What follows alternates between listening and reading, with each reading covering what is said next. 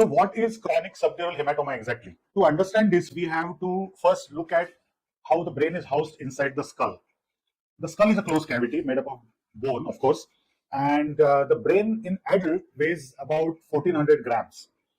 In children or young adults, there is hardly any space between the brain and the skull.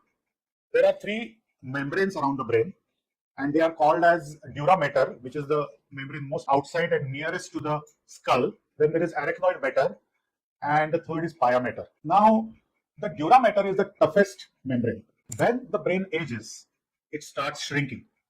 As it starts shrinking, the space between the brain and the skull goes on increasing because the skull is not a collapsible structure. Because of this, there is stretch on the blood vessels which are connecting the surface of the brain and the skull, right?